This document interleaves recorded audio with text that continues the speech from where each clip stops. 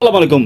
Drop in pitch কতটা safe ব্যাটসম্যানদের জন্য সেটা আসলে আমি আপনাদেরকে এই গ্রাফিক্সটা দেখলেই বুঝবেন। সো এই বলটা এমন আসবে, ওই বলটা কেমন আসবে, আনইভেন বাউন্স, এবং এই পিচটা হচ্ছে ব্যাটসম্যানদের জন্য খুবই একটা রিস্কি পিচ। সো এই পিচে আপনি স্লো পিচ হবে এবং স্লো পিচে আপনার কম্পিটিশন হবে, মানলাম ভাই স্লো পিচ হতেই পারে, কিন্তু প্রতিটা ম্যাচই স্লো পিচ এবং এই পিচগুলো এতই বাজে, এটা যদি মিরপুর হইতো, এটা যদি বাংলাদেশের কোনো পিচ হইতে হয়, বিশ্বাস করেন ডিমেরিটস পয়েন্ট দিয়ে ওদেরকে ডাইরেক্ট সাসপেন্ড করে দিত। কিন্তু এখন আইসিসি ম্যাচ চালাইতেছে নিউ ইয়র্কের মতো এরকম একটা মাঠ, নিউ ইয়র্কে তো যেভাবে হোক আপনার মাঠ তো ম্যাচ তো করতে হবে, তাই না, ম্যাচ তো চালাইতে হবে। সো আইসিসি একটা মানে খামখেয়ালি পারা ছাড়া আর কিছুই না।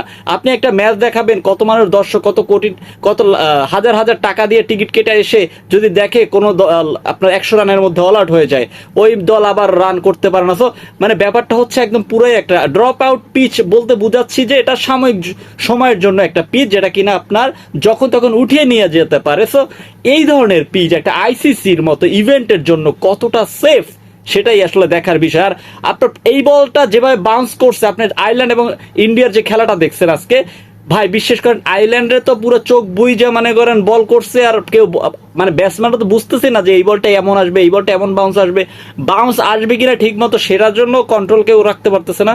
এরকম পিচে বাংলাদেশ ভারত খেলেছিল এবং বাংলাদেশ কি করছে সেটা তো সবাই দেখছেন।